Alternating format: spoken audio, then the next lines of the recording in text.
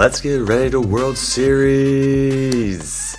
Okay, that is super cringe. I'm sorry, everybody. Welcome back to another episode of the Replacement Level Podcast. I am your host, Chris Phillips. Today, we are going to be talking about the upcoming 2023 World Series. It's going to be going on between the Texas Rangers and the Arizona Diamondbacks. Yeah, probably the two teams that nobody thought was going to make it to the World Series, but here they are. So again, for everybody out there, thank you for listening and tuning in. This is the best place to get your fix on MLB and baseball content. We are here to talk about everything that's going on in the world of baseball. And right now, there's nothing better or bigger than the World Series, and that is set to start tomorrow, Friday, October 27th.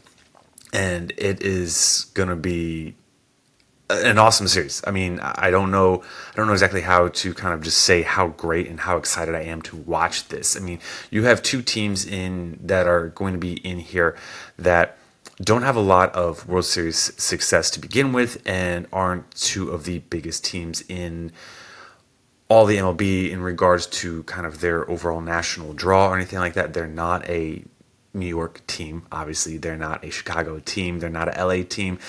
They're not even a Houston team, which is kind of the MLB's villain that, you know, you're going to watch them because you want to root against them, because you want to see them lose. And boy, did we see them lose. And how happy is everybody to see that Houston team lose this series. I mean, I, for one, am thrilled. I'm so thrilled. At this point, like, I kind of don't care who wins the World Series. I'm just so excited that Houston is no longer in the playoffs. I can't stand that team. I think that team is trash from all their players. I think the organization is trash. I think everything about Houston is trash from top to bottom, and I am ecstatic that we don't have to watch them. We don't have to hear about them.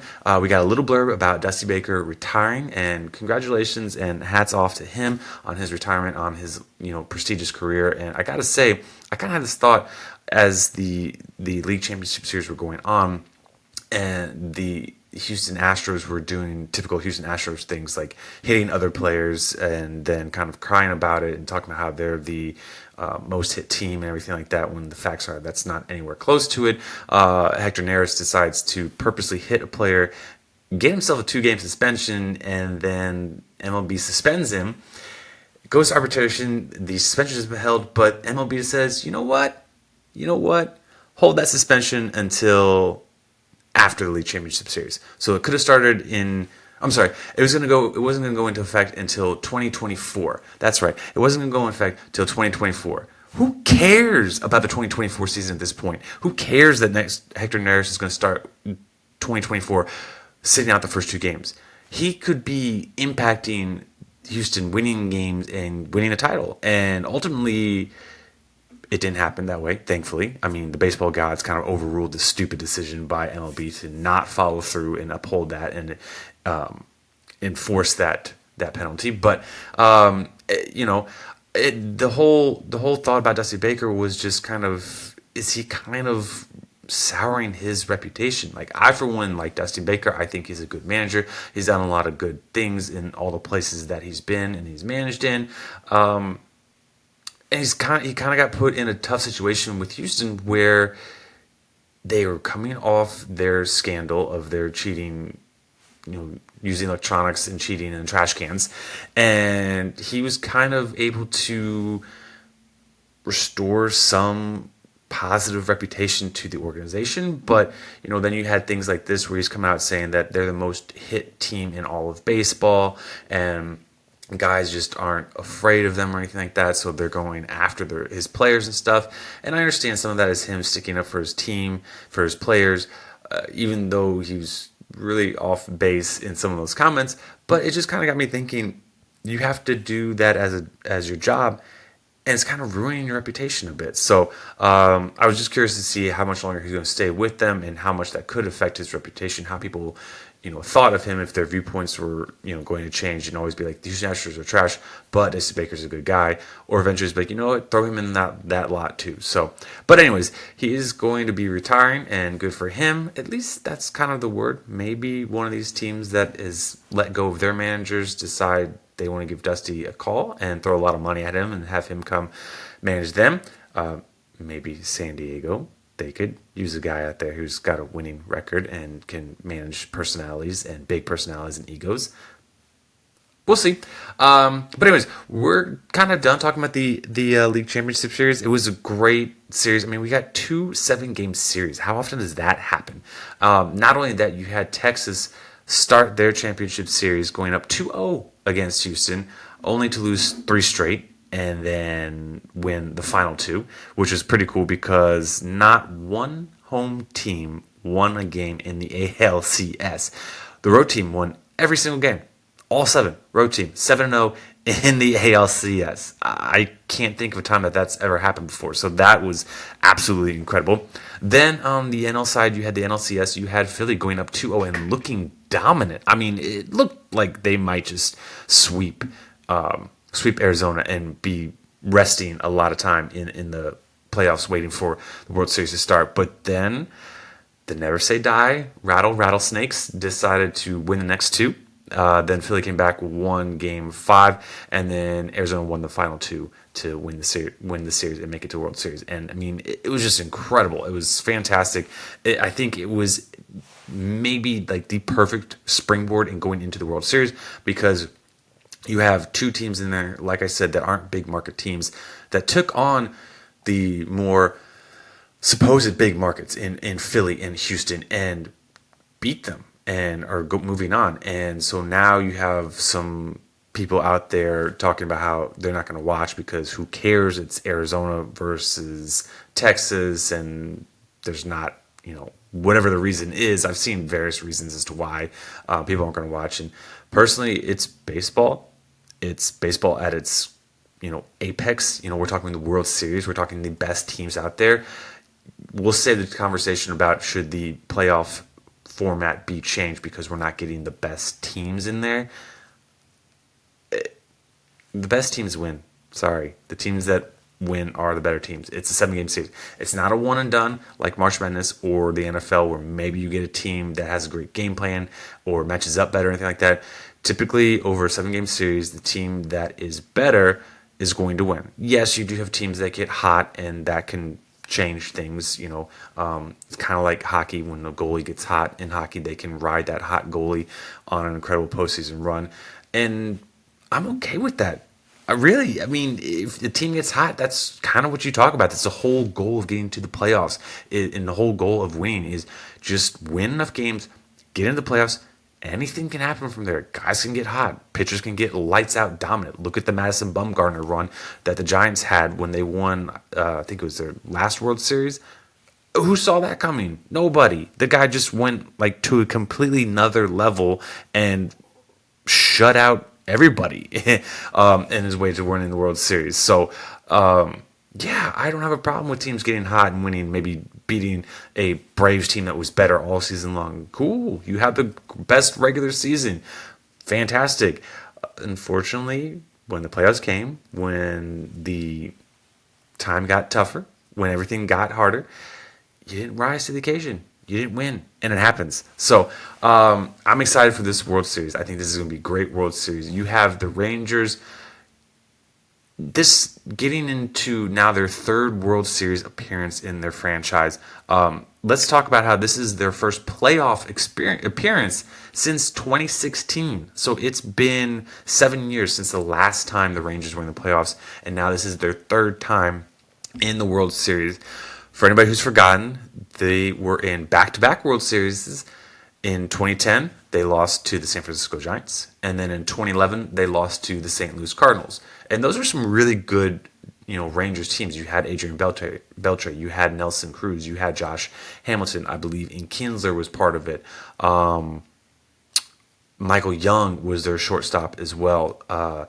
You had, who's the first baseman guy that eventually went and played with the Yankees? Can't think of his name.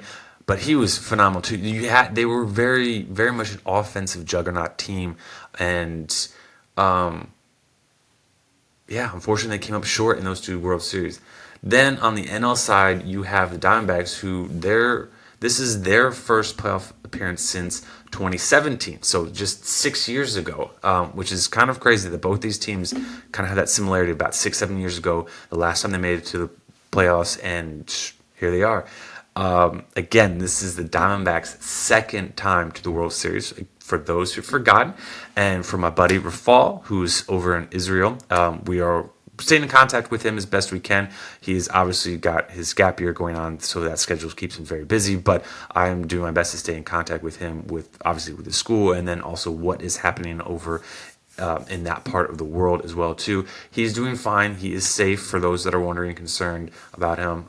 He's doing good over there. But his Yankees were the victim of the Diamondbacks World Series in 2001. For those who forgotten, that is where I believe it's Luis Gonzalez hits a little flare off of Mariano Rivera into center field to drive in. I believe it's Craig Counsell who comes running home from third base with his arms raised up. You had the Diamondbacks led by Randy Johnson and Curt Schilling as the 1-2 punch for them. Kind of rode them all through the playoffs all season long, and those two guys closed out Game 7. So that was a really cool. I was a huge Diamondbacks fan that season just because I did not want to see the Yankees win. And that's why I was a Diamondbacks fan, is because I wanted to see the Yankees lose. I was tired of that core generation of Yankees fans with Derek Jeter, Bernie Williams, Scott Brocious,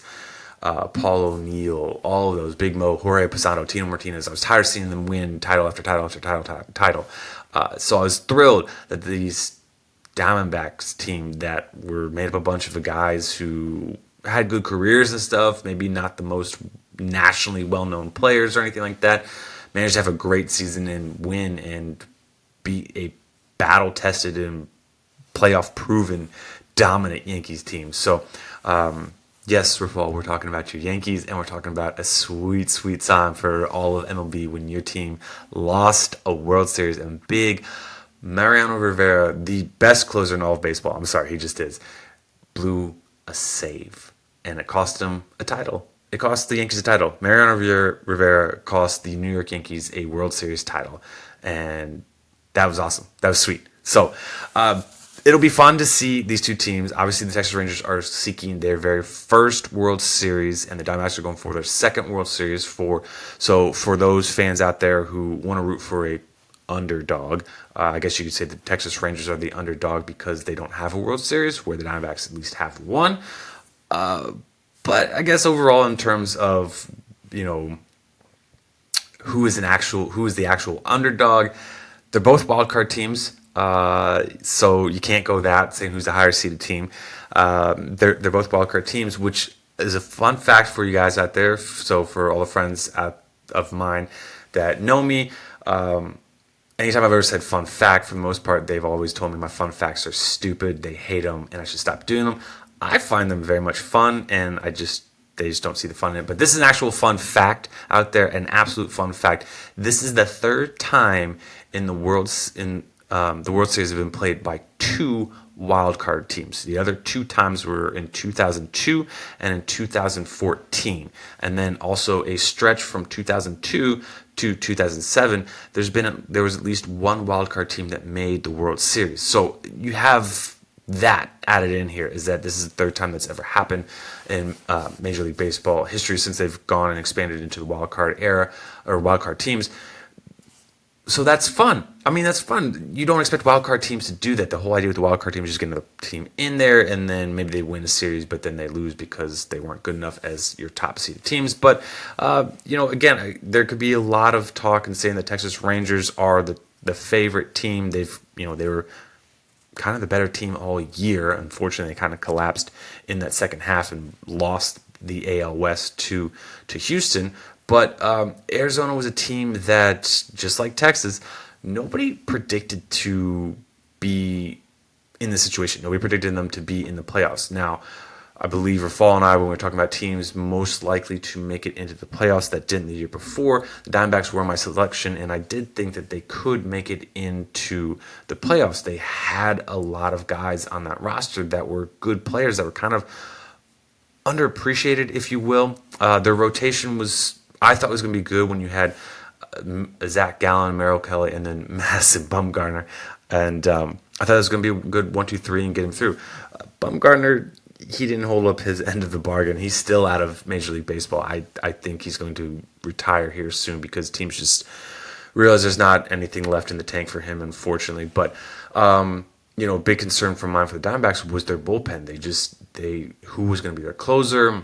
They didn't really have one all season long. Their bullpen did cost them a bunch of games and stuff. They did make some moves at the deadline. They went out and got the Seattle Mariners closer Paul Sewald. That's been a huge boost for them now. They have somebody in the ninth they can turn to, and Paul Sewald's pretty solid in there. I'm not going to say he's the most dominant closer or anything like that, but he is a really solid closer, solid guy to close out games, and that was a huge get for them. And I think that trade that the Mariners and Diamondbacks made was a fairly good trade for both clubs. I mean, you got Josh Rojas, Dominic Canzone, and a prospect guy going to Seattle. And Canzone and Rojas helped the Mariners win some games. Obviously helped the Mariners get on a crazy hot month of August and get back into the playoff race.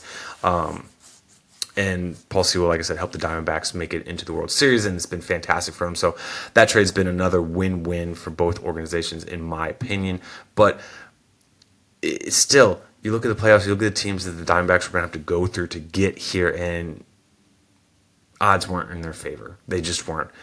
But they defied the odds, and now we're hearing that the Diamondbacks have kept receipts of everybody out there who doubted them and are using that as fuel, using it as motivation, and credit to them. Hats off. Do that. Whatever it takes to get you to, get that extra edge to win games. Absolutely. Use it. I'm so excited for them to be in there.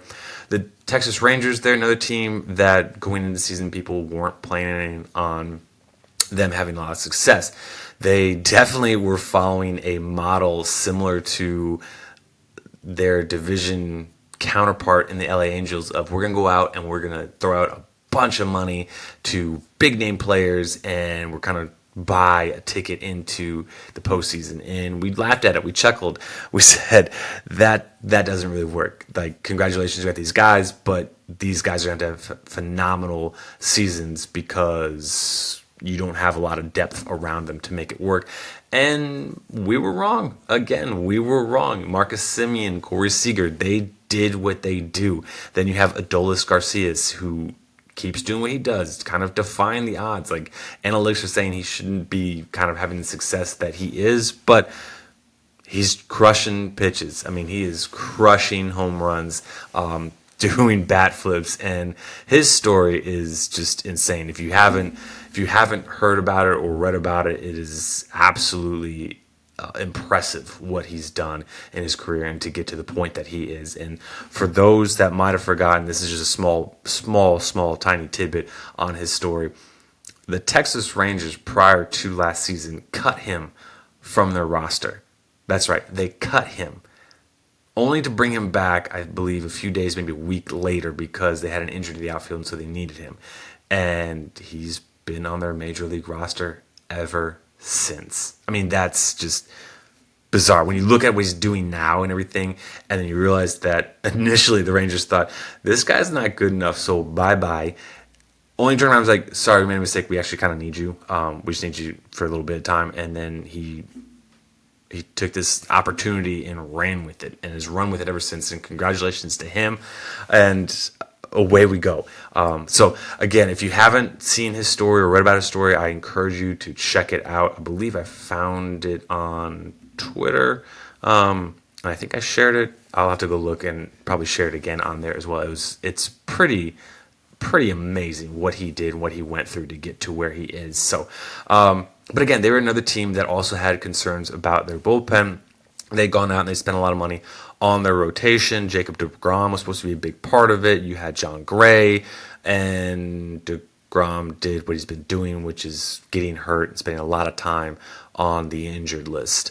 You had Martin Perez, who came back to earth after a fantastic 2022 season. They bought Nathan Eovaldi as well. He had another good year, and he's primed to be the game one starter against Zach Gallen on Friday night. So, it'll be fun to watch those two. Eovaldi's been very good. Gallen hasn't been quite so good in the postseason. Hopefully he can get it turned around, because I'm a big Gallen fan. And So we'll see what happens with them. This is huge. I mean, just huge, huge, huge, huge. But again, the Texas Rangers weren't a team that many expected to make it to where they were, but they did. And again, they went out and they bought players. So you have teams like the Seattle Mariners who are very much set in their ways of we're going to draft, develop, and promote. And it works. It's a very good model. Don't get me wrong. But you need to go out and you need to buy free agents. You need to add guys that come from outside your system and have them in there. And Cal Raleigh will back me up on this. Granted, he's supposedly been told to apologize to the organization, which he did. Whether he was told to or he chose to, I don't know if we'll actually get any very clarity on that topic. But needless to say, after his season was ended, he said that they needed to go out and they needed to spend money and get big name talent. Basically saying, did you see what Texas did this offseason? Did you see how they went out and bought this talent? And now look where they are. Yeah, we need to do that too. We've got some guys here. We have a lot of good pieces, but we need some additional help in there. And you need to go out and you need to spend that money, give players the bag, and get them to come here. It doesn't matter if you overpay. My personal opinion when it comes to running teams, when it comes to handing out contracts, when it comes to making trades, if you are making a move that you believe will get you a championship ring, the cost does not matter. Period. I don't care. You want to overpay somebody like Nathan Eovaldi, we're just throwing that name out for example, but Nathan Eovaldi helps you win a title.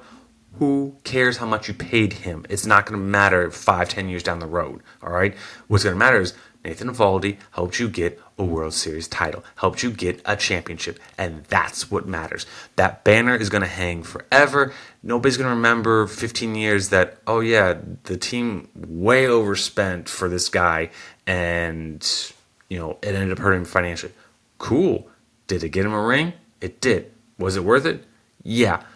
Some will say, yeah, but that's when you just cut him off at the butt part because it doesn't matter. It got a championship, and that's all that matters. So, Seattle Mariners, go out there, spend that money, get players. Shohei Ohtani might be a free agent. Go get him. Okay? Yes, he may not pitch this year. That's fine. You don't need his pitching. You've got like 8 guys that can start for you in the rotation anyways. But you don't have his bat, and you need his bat. So, go get him. I don't care what it costs. Go get Shohei Ohtani. But anyways, enough of that. We're back to the World Series here. Speaking of payrolls, just for some fun facts, Texas Rangers have the 9th largest payroll this season at $196 million. Arizona Diamondbacks come in at 21st with $116 million payroll.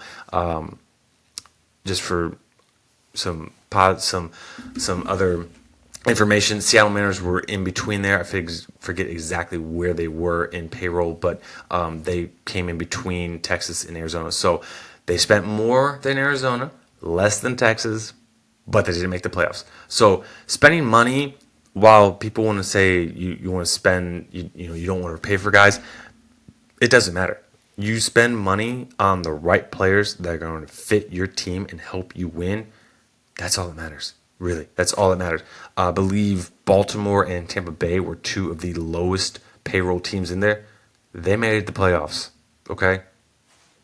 They made the playoffs. So it's about spending money wisely, spending money on guys that are going to help you. Not spending it crazy or anything like that just because you have money to spend and you want to make headlines and get attention and stuff like that. But spend it wisely. Spend it for guys that are going to help you win, help be good culture fits and everything like that. So, we're going to do something a little fun tonight. We're going to talk about wild card players on both teams. We're going to give you 2 wild card players from each team, guys that could be key players in turning the World Series in their team's favor. Guys that are kind of under the radar, maybe not so well known nationally.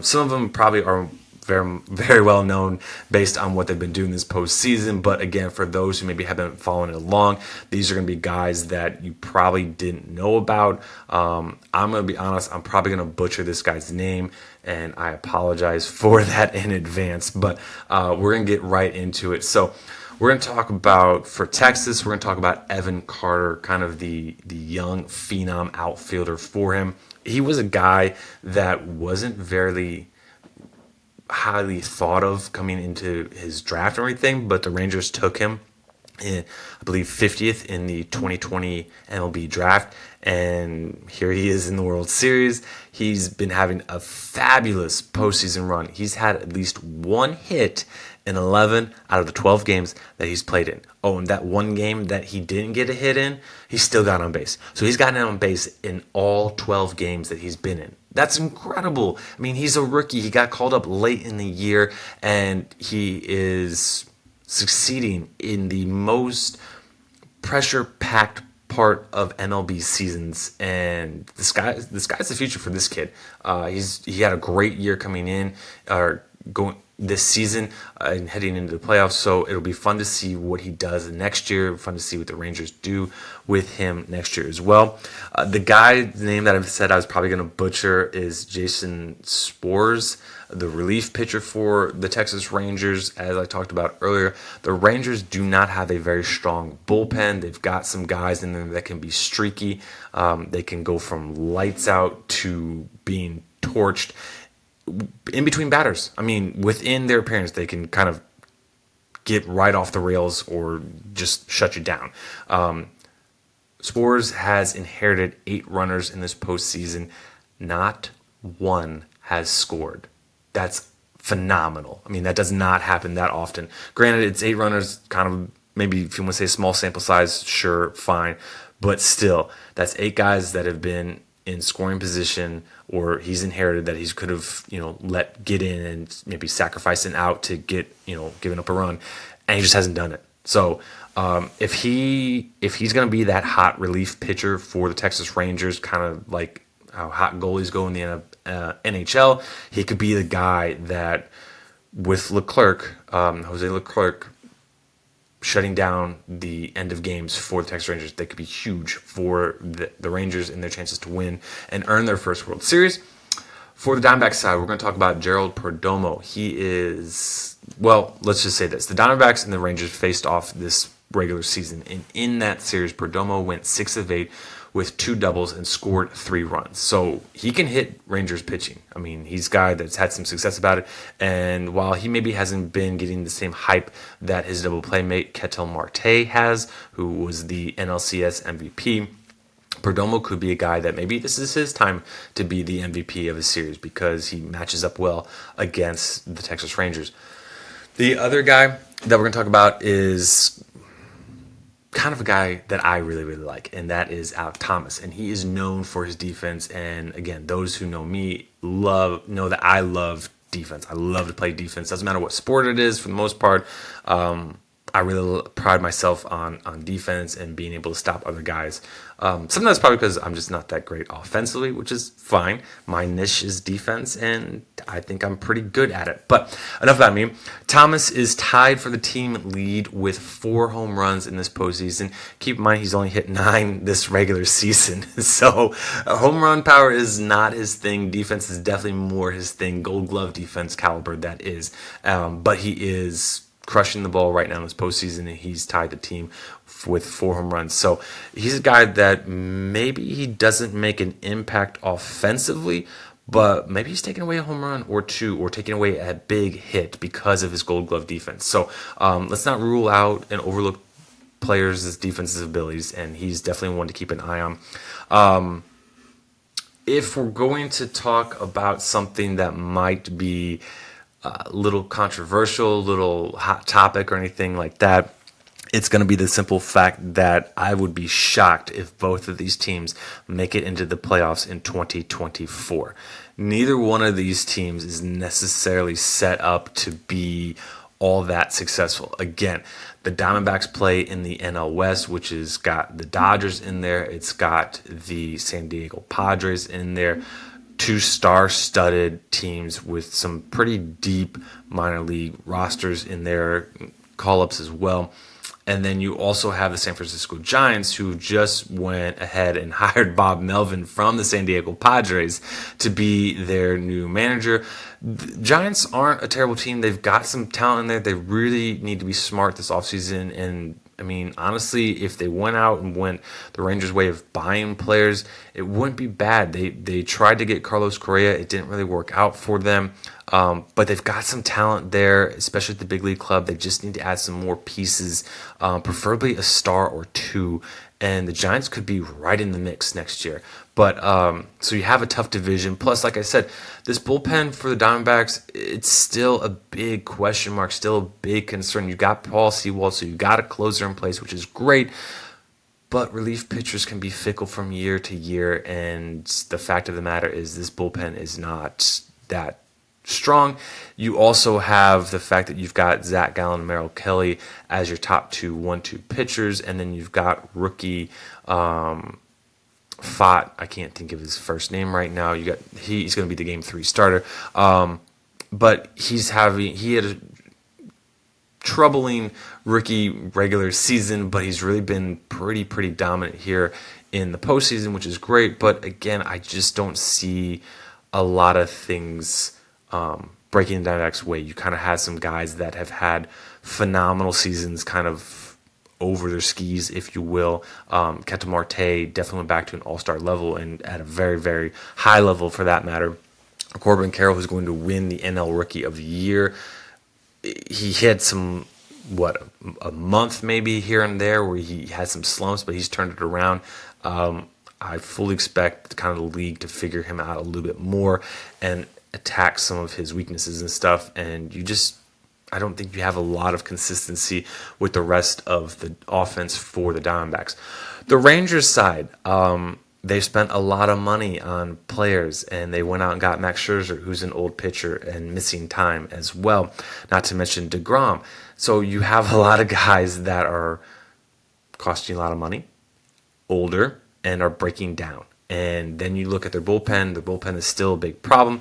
You look at some of their minor league talent that they have. They do have some young pitching and some young players that they can call up to help out. But some of those young, talented players are either hurt and recovering from injuries or haven't had the success that they were kind of expecting to have as those players made their way through the minor league system. So there is some questions about, is this a guy that's going to be the front of the rotation type pitcher, or is he more of maybe a middle rotation type of a guy?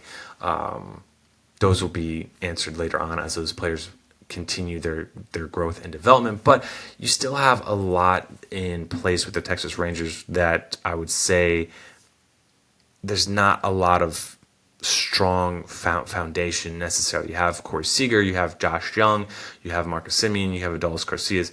Young and Adolis are two guys that profile as they shouldn't necessarily be having the type of success that they are because of their approaches at the plate. They are high strikeout guys.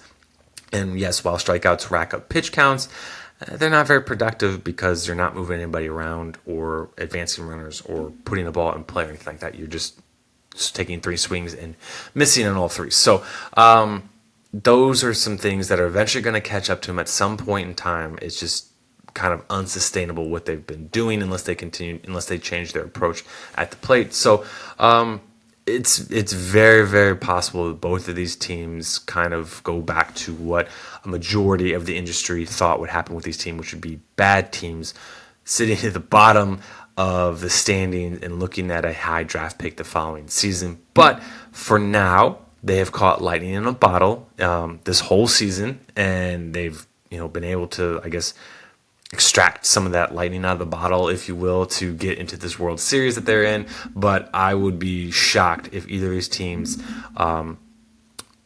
make the playoffs next year, let alone make the World Series again next year. I'd be absolutely shocked if they happen. These teams just don't, on paper, just don't have what it takes to make it happen again. I will say this, they got lucky this year, but congratulations to them, because part of winning, you do need to have some luck. They've got the luck, and it's going to be very fun and exciting World Series to watch. Like I said, the first pitch gets underway Friday. You can find it on Fox.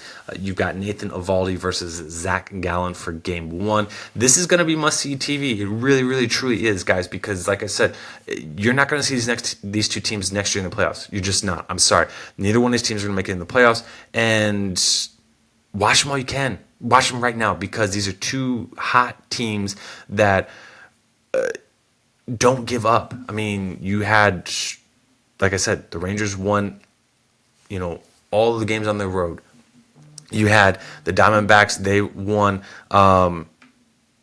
they went down 0-2 and then came back and won. So it's just, these games are going to go full 9 innings, and you better watch all 9 innings because comebacks could happen at any point in time. So it's going to be fun. I strongly encourage you to watch these games, watch however long the series goes. I hope it goes 7. That'd be an absolute treat.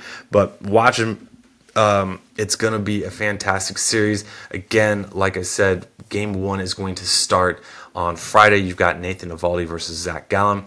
Everybody follow us on Twitter follow the show at Replacement Level 1. Follow myself at C_Phillips_13. Follow my colleague at Rafal N613. You can find us on YouTube. You can find us on Spotify. You can find us on Apple Podcasts as well. Again, interact with us on all the social media platforms. We'd love to talk some baseball with you. We'd love to talk about the World Series. Give us your thoughts on it.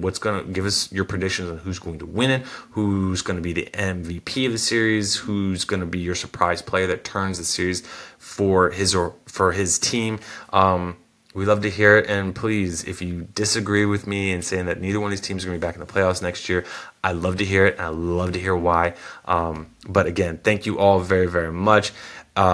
We have Halloween coming up, so for those that are going to go out and trick-or-treat either for themselves or with their kids, have a safe and wonderful Halloween. And until next time, guys, have a great, great day.